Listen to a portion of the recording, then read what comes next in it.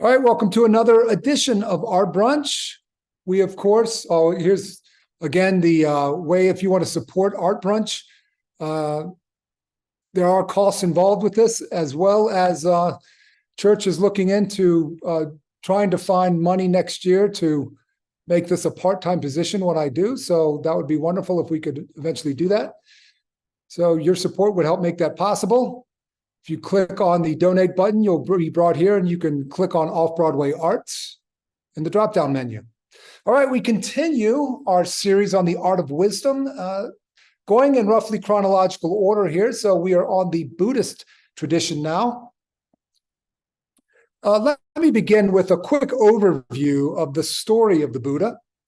Now, some people believe that the Buddha might be completely legendary. I happen to believe that he's probably based on an historical figure. It was oral tradition only for the first 500 years, but around the first century CE, his biography began to be written down. And so all of our knowledge of him comes from those written records in the first century CE. His original name was Gautama Siddhartha. The Buddha is a title meaning the enlightened one, but Gautama Siddhartha was born the son of a king of a small region in India. Before he was born, his mother had a dream. This often happens with significant historical figures. His mother had a dream that she would have a son who would grow up to either rule a great kingdom or become a great holy man. Now, his father naturally preferred his son to become a great ruler. So he pampered the young prince and shielded him from experiencing the true nature of the world, lest it lead the young prince to ask questions that might awaken his spiritual side. Of course, around the age of 30, he sneaks out of his palace. Now, that age is interesting because that was the age that Jesus started his ministry. Wonder if there was some influence there in these stories. So around the age, he sneaks out and he observes an old man. So he knows that we don't stay young and youthful forever and strong. We grow weak with age. He sees a sick man. He sees a corpse. So he learns about mortality. And then he sees a wandering monk. So he learns about the spiritual path. Seeing such things, he begins to wonder about the true nature of life, its meaning. He no longer cares anymore about his life of luxury and power, just what his father was afraid of.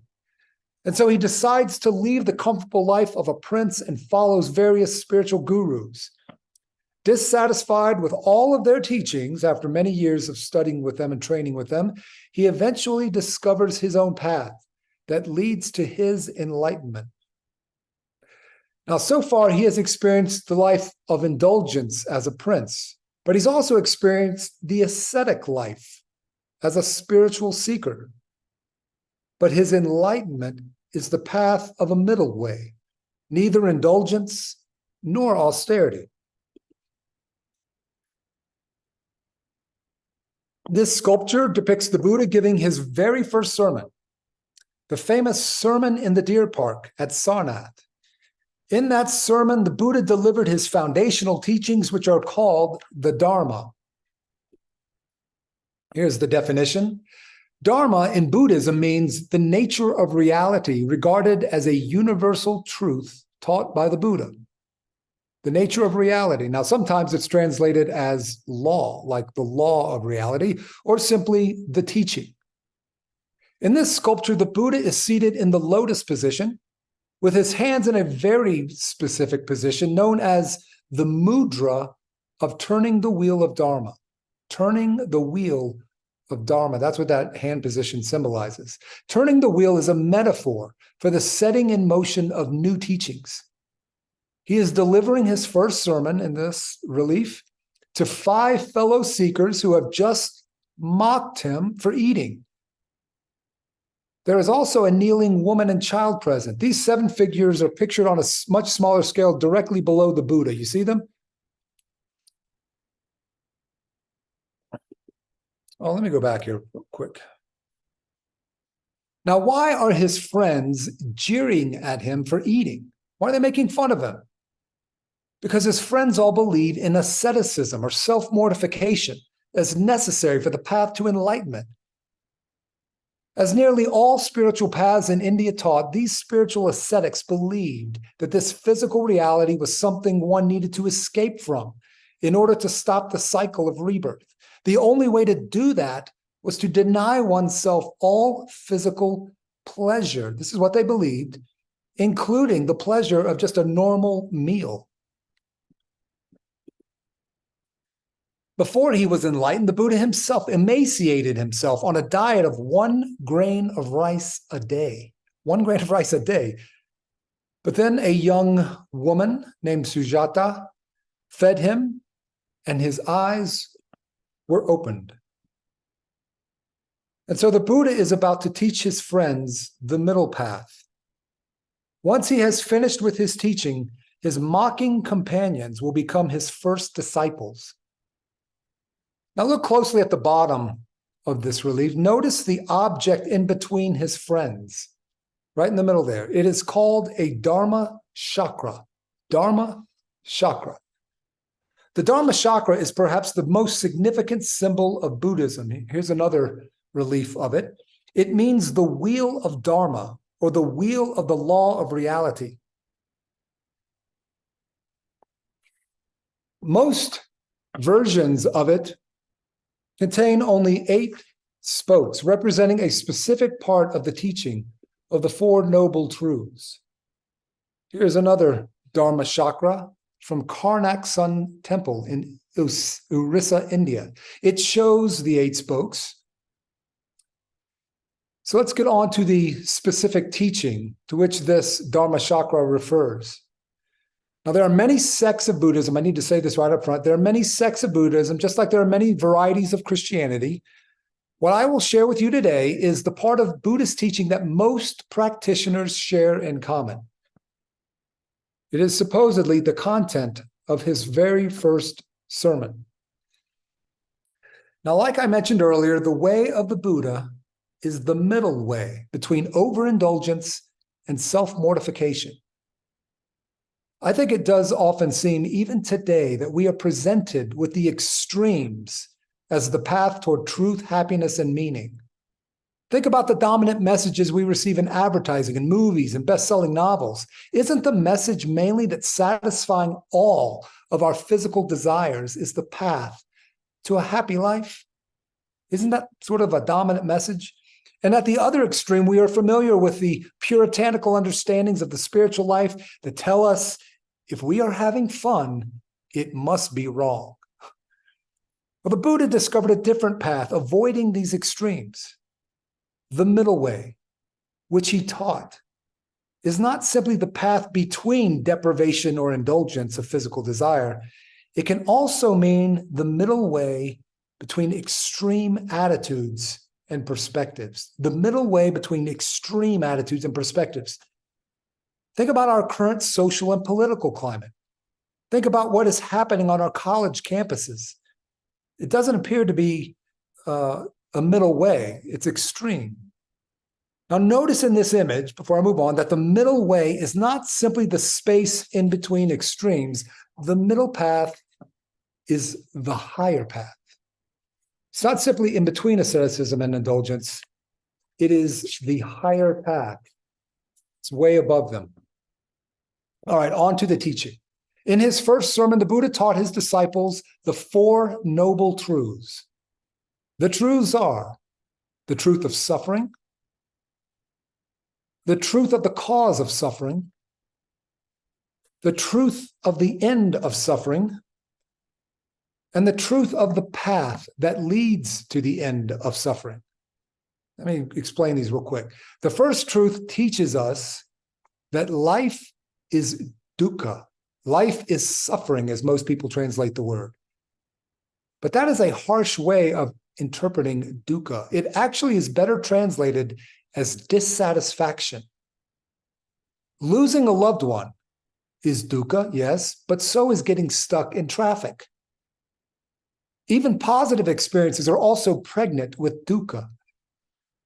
After we enjoy a nice meal at a restaurant, we are happy and content, aren't we? But the next day, our cold ham sandwich doesn't seem that great, And we begin longing for the experience of a nice meal in a restaurant again. This chronic dissatisfaction is an innate characteristic of life. Dukkha naturally arises because of desire. That is the second noble truth. This desire, or craving, as it's sometimes called, can be overcome so that we experience nirvana, or bliss. This is the third noble truth. And the fourth noble truth is the path to nirvana, to bliss. And that path, which we're going to discuss next, is known as the Eightfold Path. But before we look at it, is there anything about the Four Noble Truths, or at least the first three, we haven't looked at the fourth one yet, at least the first three, and the concept of a middle way, that any of us might disagree with? There's a specific reason I'm asking that question. Look at the first three and how I describe them. That life is full of dissatisfaction and it's caused by craving. But there is a way to satisfaction and bliss. Do you believe that? Okay, now let's look at the Eightfold Path and see if there's anything we don't agree with there. Now, they are often divided into three groupings: wisdom, virtue, and mindfulness. And that's how I'm going to approach it: wisdom, virtue, and mindfulness. The first two are under wisdom. Right understanding. For Buddhists, right understanding shows that our actions have consequences. For many Buddhists, our actions have consequences not only for this life, but the next life. So this concept, right understanding, refers to the concepts of karma and rebirth as well. Right understanding is the understanding of things as they truly are. And it is the Four Noble Truths that explain things as they truly are. According to Buddhism, there are two kinds of understanding. One is simply an intellectual grasping of a subject or our accumulated memories. This kind of understanding leads to basic forms of knowledge, and it's not very deep. The second kind of understanding is deep understanding, sometimes called penetration. It is seeing a thing in its true nature, without a name, without a label, without judging. This kind of deep penetration is only possible when the mind is fully developed through meditation. Now, would you like to have more of this aspect, right understanding, in your life? And do you wish more people in the world had more of this aspect in their life? I'm going to ask these two questions after each part of the Eightfold Path. So please take a thoughtful moment to answer them. Would you like to have more of this aspect in your life? And do you wish more people in the world had more of this aspect in your life? You can simply think yes or no, or write it down.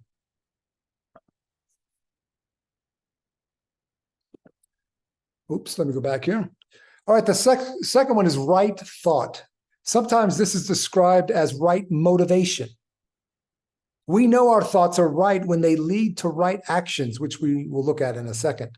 Right thinking is the recognition that we are not separate from the world around us. It recognizes that what I do to you, I do to myself. Right thinking is the recognition that craving causes me harm and may cause harm to others. Now, by grouping these two under wisdom, Buddhists clearly show that true wisdom is endowed with compassion for oneself and for others. Buddhists believe that all thoughts of selfish desire, ill will, hatred, and violence reveal a lack of wisdom. Now, think about our individual social or political spheres. Do they show right understanding and right thought? Do they show wisdom? Now for right thought. Would you like to have more of this aspect in your life? And do you wish more people in the world had more of this aspect in their life? Be honest with yourself. Just make a note, yes or no.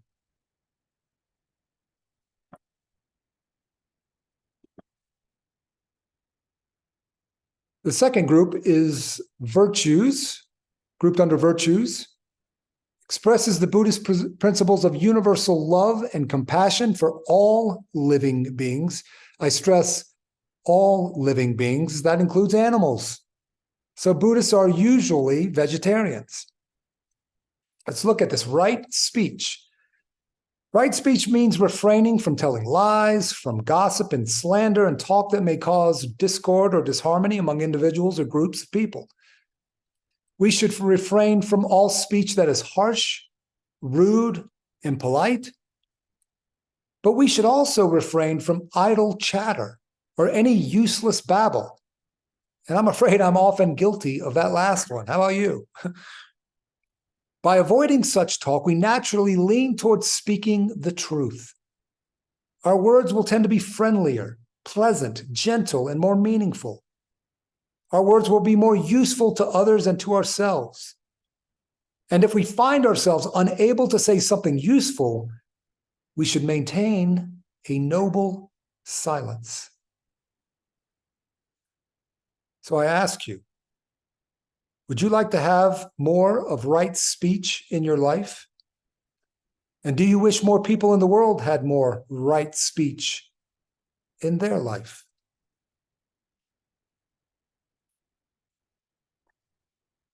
All right, let's look at right action. Right action is pretty straightforward, I think. We shouldn't be a jerk, all right? Our conduct should be moral, honorable, and peaceful. We shouldn't destroy life or steal. Basically, we should do unto others as we would have them do unto us.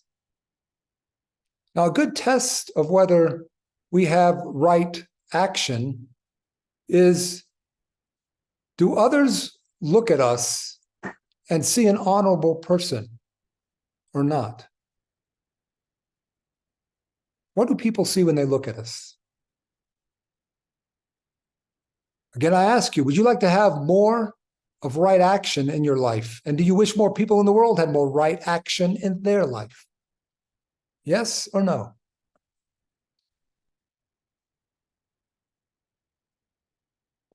All right, right livelihood. Right livelihood means that we shouldn't have a job or career that brings harm to others. Pretty straightforward again. But there's actually some gray area here. So of course we shouldn't be an assassin or an arms dealer. But what about bartending? I was a bartender, and though most of my customers enjoyed a glass or two of wine, and that was it, I did have some regulars who were clearly alcoholic. But I served them as well and gladly received their tips. What about a professional soldier? Is that not considered a right livelihood? Not to most Buddhists. They're usually conscientious objectors for this reason. Now, I once had friends who worked for Philip Morris, the big tobacco company. If they had become Buddhists, they would have had to quit their jobs. So right livelihood is more difficult to follow than it at first appears. Are you working, or have you ever worked at a job that may not qualify as right livelihood? And in light of that, I'll ask the two questions again. Would you like to have more of this aspect in your life? Do you wish more people in the world had more of this aspect in their life? Only worked jobs, only had careers that never brought harm to people. The final grouping comes under the heading of mental discipline. And it consists of right effort, right mindfulness, and right concentration. Right effort is about the will, about the energy we put forth in order to follow the Eightfold Path. In other words, how badly do we want to keep unhealthy states of mind from arising? How badly do we want to get rid of our poor and destructive habits? How badly do we want to develop goodness, compassion, and other noble qualities? This is what it means to have right effort.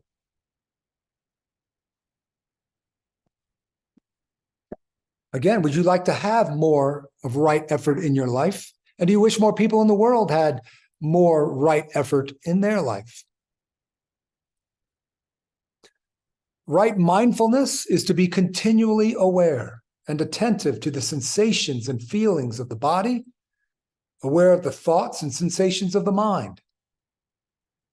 This requires practices like meditation, contemplation, and breathing exercises. It might include yoga. These practices help us become more aware of our moment-to-moment thoughts and sensations and feelings. Am I experiencing resentment or envy or any unjust feelings toward another person? Am I obsessing about anything or craving something? Right mindfulness helps us be aware of all movements of the mind, how they arise and disappear. Now, would you like to have more of right mindfulness in your life? Do you wish more people in the world had right mindfulness in their life? The third and final teaching under mental discipline, is right concentration. It is about our ability to focus. It ensures single-mindedness. How well are we able to concentrate on the noble qualities we want to develop in ourselves? Or how often are we distracted from pursuing worthy goals and practices?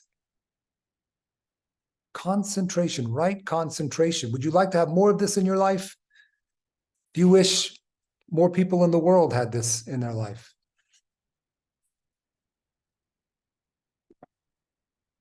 So here are all of the teachings of the Eightfold Path. Take another look at them and think about your answers to the two questions I posed after each one. So many people describe Buddhism as a philosophy, and so discuss it in a dry, analytical way.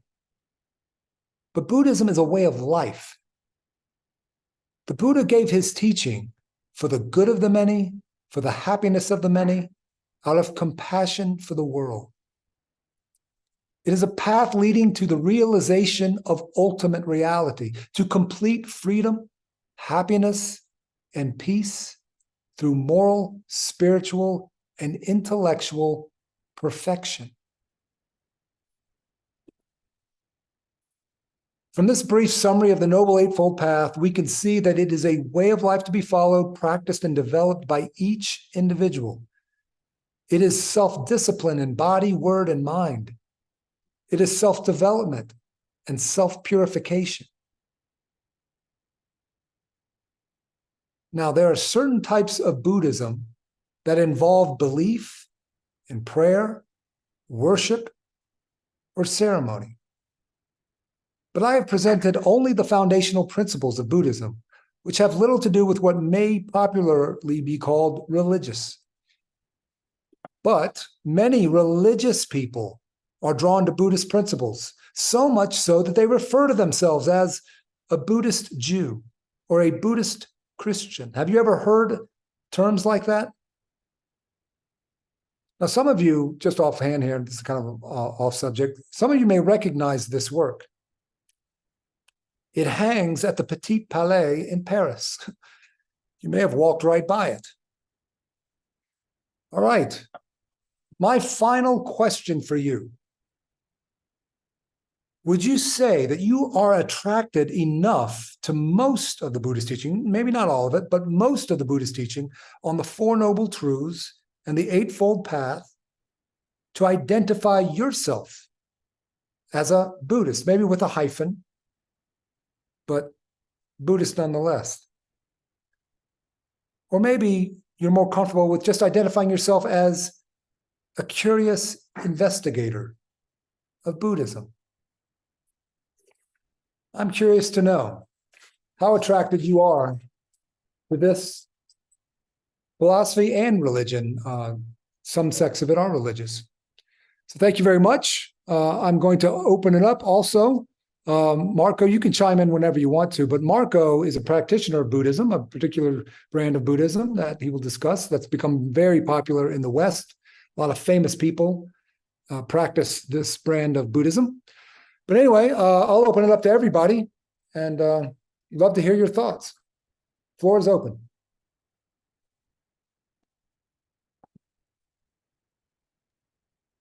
Waverly, Yes. I started a second with the difference. There are a lot of similarities, obviously, what you've been explaining so well in this presentation, but there are some differences also. Good, good. And all there are like three major currents of Buddhism: Vajrayana, which is the Tibetan Buddhism, Theravada, and Mahayana. Mahayana is the one that I belong to, and mine is a current that developed especially in Japan.